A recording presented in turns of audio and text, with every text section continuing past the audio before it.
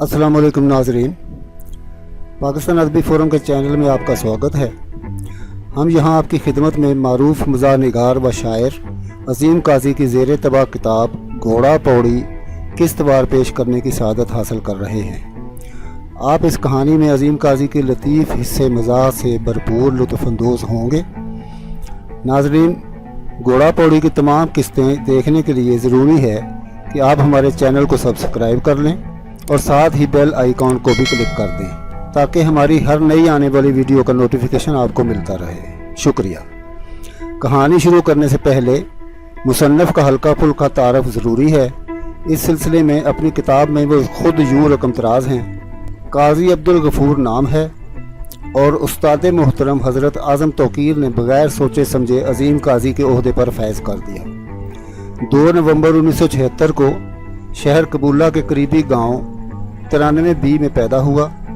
वालिद ग्रामी काश्तकारी जैसे बेफैज़ शोबा से वाबस्ता हैं और ताहयात रहेंगे इंशाअल्लाह। वाजिबी सी तालीम अपने गांव की ठंडी छाँव में हासिल की और आला तालीम हासिल करने की गर्ज से दीपालपुर शरीफ की सरजमीन पर कदम रखे। यहाँ तालीम के साथ साथ मुख्तलिफ़ अनवा के उलूम फ़नून मुख्तलिफ़ असातिज़ा से सीखे और मज़ीद ज़लीलो ख्वार होने के लिए लाहौर की सरजमीन को मुक़द्दस जाना और मुँह उठाए चले आए। तो चलिए नाजरीन, शुरू करते हैं घोड़ा पौड़ी की वीडियो। तो नाजरीन, आइए देखते हैं घोड़ा पौड़ी की किस्त नंबर 6। सबसे पहले हम बात करेंगे खारिश के फ़वाइद की।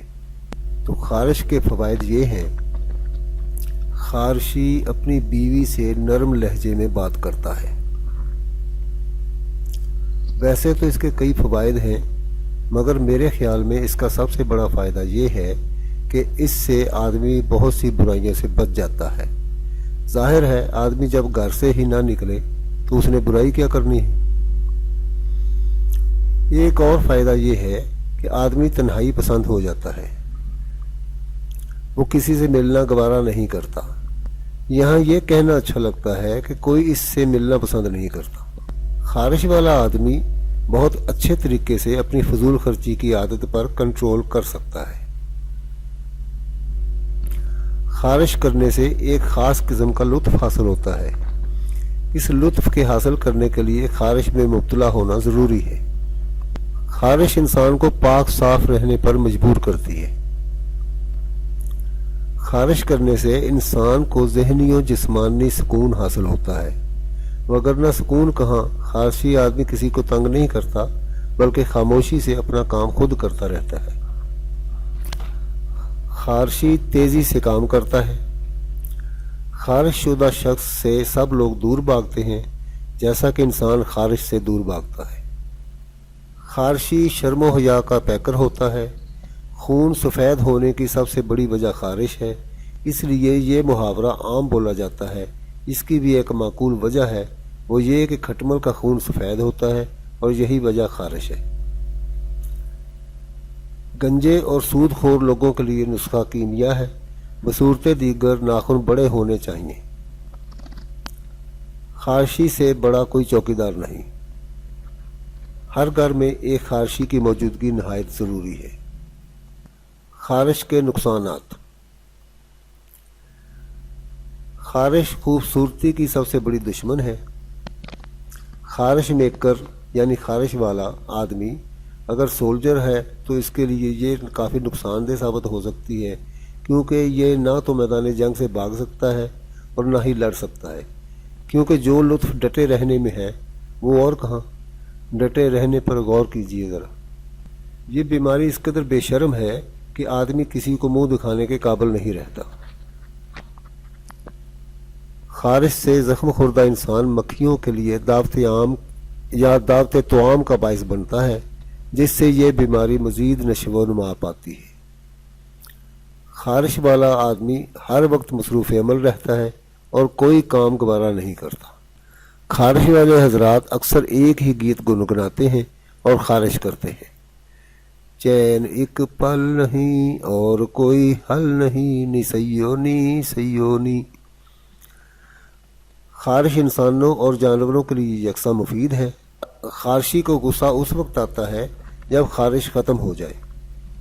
خارشی کی بیوی اکثر میکے رہتی پائی گئی ہے۔ خارش مضر صحت ہے، وزارت خارش۔ خارشی کی قوت گویائی اور قوت سماعت متاثر رہتی ہے۔ خارش ایک موذی لعنت ہے۔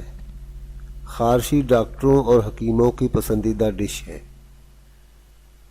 خارشی پر عذاب رات کو نازل ہوتا ہے اور ہوتا ہی رہتا ہے۔ خارشی بالکل بیکار ہو کر رہ جاتا ہے، کوئی بھی اس پر توجہ نہیں دیتا۔ خارش ایک مشہور اور بدنام زمانہ بیماری ہے۔ مکھی، مچھر، کھٹمل، لال بیگ خارش کے قریبی عزیز ہیں۔ خارشی کبھی فارغ نہیں ہوتا، چاہے اسے کوئی کام نہ ہو۔ احتیاطی تدابیر۔ خارش سے بچنے کے لیے مرد و زن کو صاف ستھرا رہنا چاہیے۔ دوران خارش شادی ہرگز نہ کریں۔ خارش کے خاتمہ کی مہم میں تمام مسلمانوں کو بڑھ چڑھ کر حصہ لینا چاہیے۔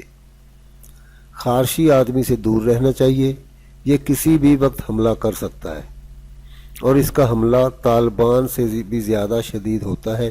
کہیں ایسا نہ ہو آپ بش ٹھہریں۔ خارشی کے گھر والوں سے التماس ہے کہ اس کو باہر نہ نکلنے دیں۔ شکریہ۔ خارشی کی باتوں پر ہرگز یقین نہ کریں اور اس کی کوئی بات نہ مانیں۔ خارشی حضرات یہ مضمون پڑھنے کی ہرگز کوشش نہ کریں۔ کھانے پینے کی چیزیں خارشی کی پہنچ سے دور رکھیں۔ خارش کرنے والے کو خارش کروانے والے سے دور رہنا چاہیے۔ خارشی سے ہر قسم کا رابطہ منقطع کر دیا جائے۔ خارشی کے صابن کو عام کپڑے دھونے والے صابنوں سے بالکل الگ کر دیا جائے۔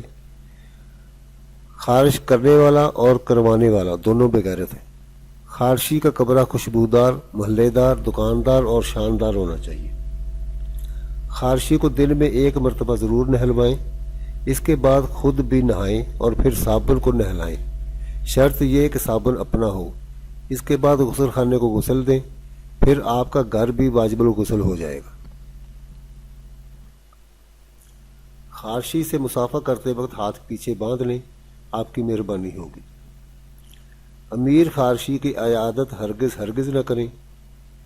خارش سے بچنے کے لیے گل نوخیز اختر کی نامعلوم کتابیں دن میں 2 مرتبہ پڑھیں۔ خارش سے بچنے کے لیے پاپ میوزک بے تحاشا سنا جائے۔ شکریہ۔ خارش سے بچاؤ کے لیے کسی مستند گندے نالے سے رابطہ کیا جائے۔ عطائی ڈاکٹروں اور حکیموں سے رابطہ بڑھائیں، اگر ہو سکے تو نجومی کو بھی ہاتھ دکھائیں، اس سے پہلے کہ یہ آپ کو ہاتھ دکھا جائے۔ ہر عیادت کنندہ کے مشوروں کو سنیں ضرور، مگر عمل مت کریں۔ کسی بزرگ کی باتوں میں آنا آپ کے لیے خطرناک ثابت ہو سکتا ہے۔ علاج۔ اس کا علاج عام طور پر گاؤں کے کسی مشہور و معروف چھپڑ یا گندے نالے پر کیا جاتا ہے۔ ویسے تو اس کا علاج فحاشی کے زمرے میں آتا ہے۔ بہرحال آپ کے علم میں بدرجہ اتم اضافہ کے لیے چند نسخے تحریر کر رہا ہوں۔ اللہ آپ کو شفا دے، آمین۔ نمبر 1، اس کے علاج کے لیے کسی کی باتوں پر کان نہ دھریں، جو جی میں آئے وہ کریں، بلکہ کسی ماہر جلد یا دست شناس سے رابطہ کریں اور سنجیدگی سے علاج پر توجہ دیں۔ نمبر 2، اپنے راستے میں آنے والے ہر گندے نالے کو غور سے دیکھ کر اس کا مطالعہ کریں اور اگر آپ کا جی چاہے تو 1 مرتبہ ضرور اس میں ڈبکی لگائیں۔ آزمائش شرط ہے۔ مجھے امید ہے کہ آپ ہمیں خط ضرور لکھیں گے اور فون بھی ڈھونڈیں گے۔ ہو سکے تو یہ نسخہ دوسروں تک بھی پہنچا دیں، صدقہ جاریہ ہے۔ بہرحال بات کچھ طوالت اختیار کر گئی تو بات ہو رہی تھی صوفی سوپ کی۔ مہنگائی کے اس دور میں صوفی سوپ نے مہنگائی کو بہت کنٹرول کیا ہے۔ تھوڑا سا مہنگا بھی جوانوں کے کثرت سے استعمال ہوا ہے۔ اس کے مہنگا ہونے کی تمام تر ذمہ داری نوجوان نسل پر عائد ہوتی ہے اور یہ اسے بخوشی قبول کرتے ہیں۔ جب ہم یعنی نوجوان نسل نے اسے استعمال کرنا شروع کیا تو یہ 5 روپے کا تھا اور اب ماشاءاللہ پورے 12 روپے اور کچھ پیسوں کا ہو گیا ہے۔